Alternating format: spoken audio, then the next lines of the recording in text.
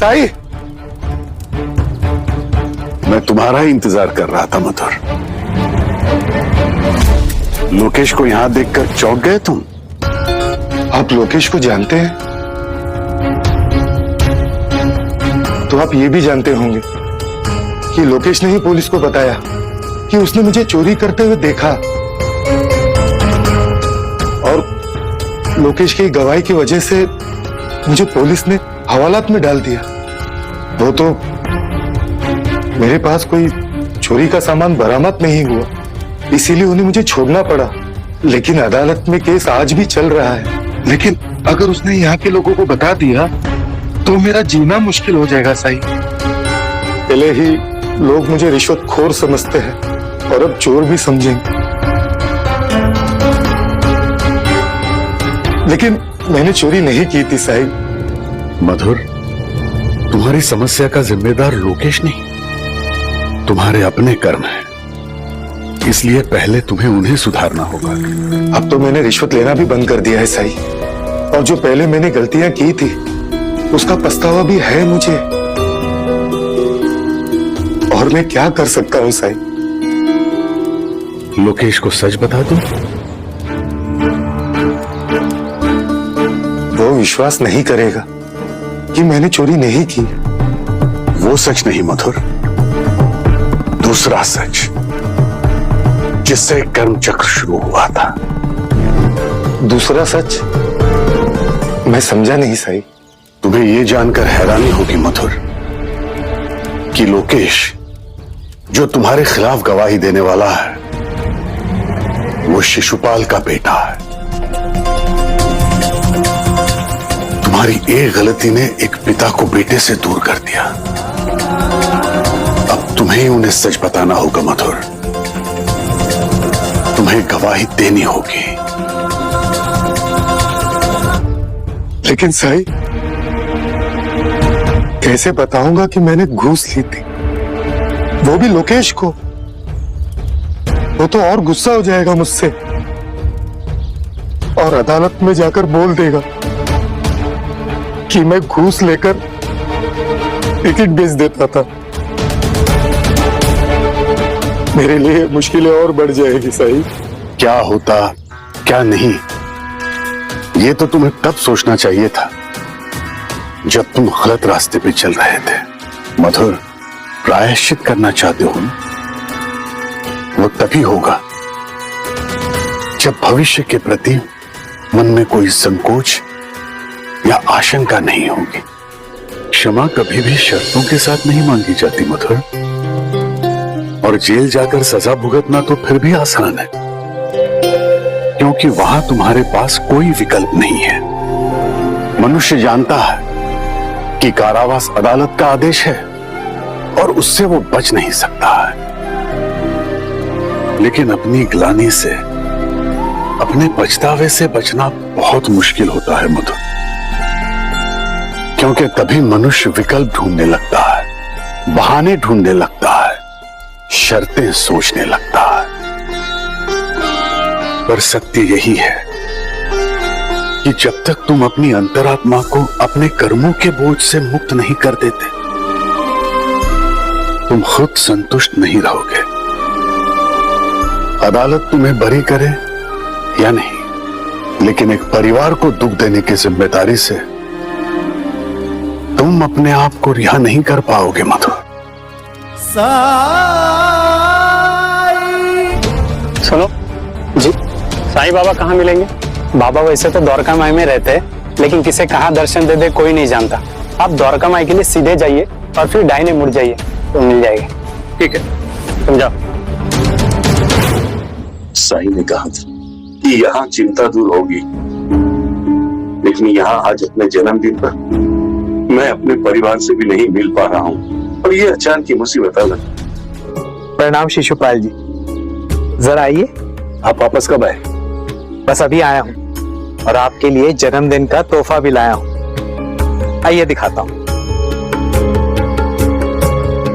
मुझे कोई तोहफा नहीं चाहिए, और खासकर आपसे। वो तो साईं के कहने पर मैं यहाँ रुका हुआ हूँ। अरे एक बार देख तो लीजिए, अगर पसंद ना आए तो कह दीजिएगा। लेकिन अभी चलिए, आइए। अरे ये क्या जबरदस्ती है आपकी? छोड़िए अपा। अरे पाटिल छोड़िए मुझे, नहीं बोल रहा हूं मैं आप। आइए तो सही। आपका लाया हुआ कोई भी तोहफा नहीं देखना है मुझे, छोड़िए मुझे आप।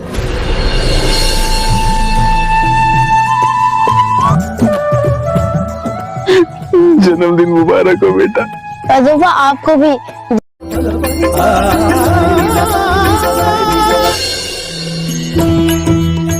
साई,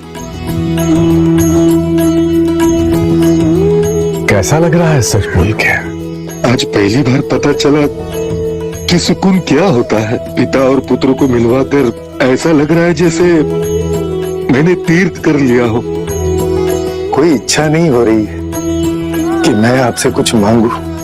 अपना पाप जो मैंने रिश्वत ले लेकर किए, उसे आज स्वीकार करने में मुझे कोई डर, कोई शर्म नहीं है।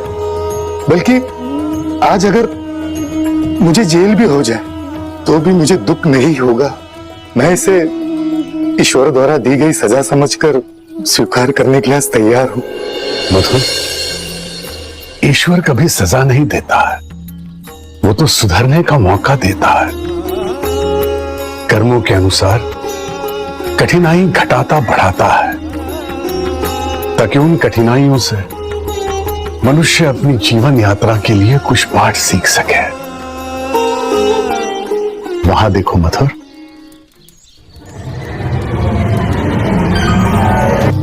प्रणाम साईं। राम जी भला करे। मुझे आपका खत मिला था। ये खत साईं ने मुझे दिया था और कहा था जो मुझे पता बताएगा उसे दे दूं। मधुर, मंगेश, तुम दोनों एक दूसरे को जानते हो ना? जी, इन्होंने ही मुझे गिरफ्तार किया था लोकेश बाबू की गवाही पर। आप यहाँ? साईं का आदेश था तो कैसे नहीं आता।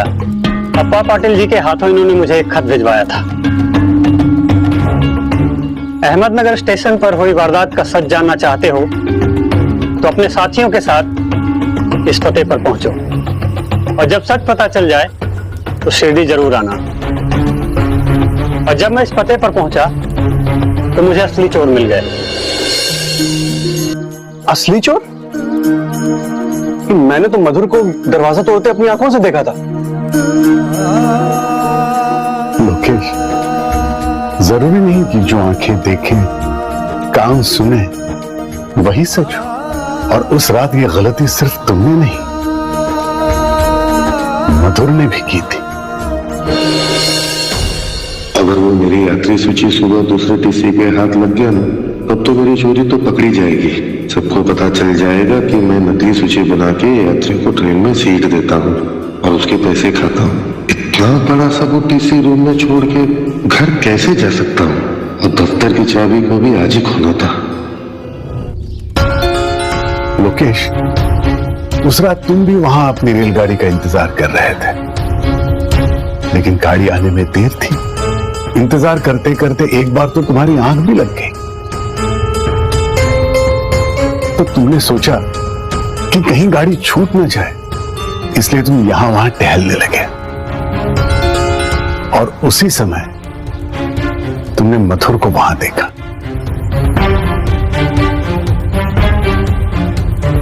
स्वाभाविक था लोकेश कि तुम्हें लगा कि वहां कोई चोर है जो चोरी के इरादे से ताला तोड़ रहा है। आपने मुझे बिल्कुल सही पते पर भेजा था। मैं जब वहां पहुंचा तो मुझे चोरी किया हुआ सारा सामान बरामद हुआ और वो चोर भी पकड़े गए।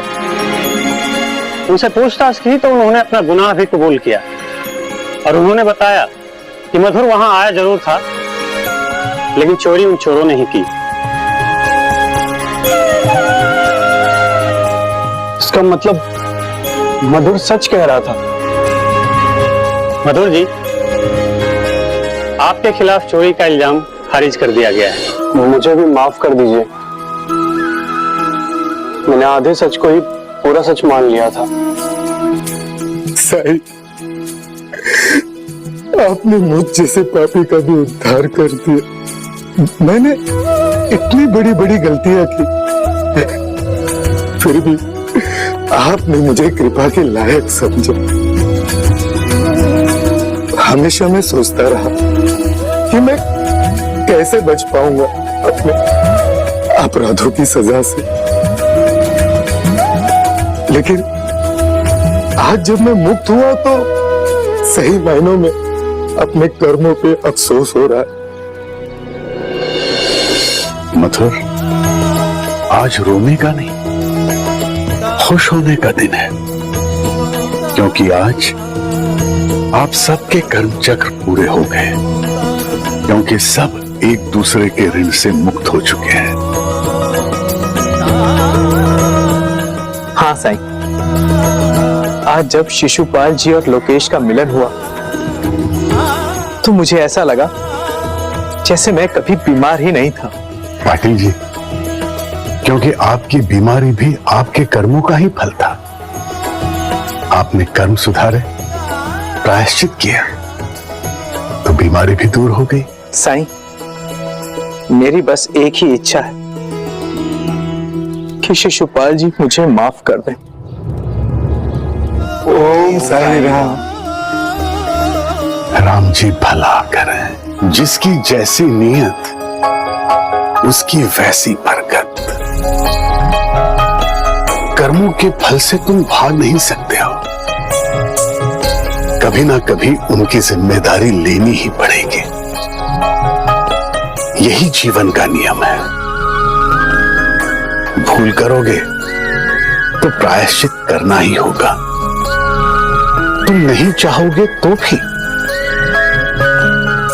कर्मों के फल से तो देवी देवता भी मुक्त नहीं है। सत्कर्म करोगे तो जीवन सफल होगा, सुफल होगा।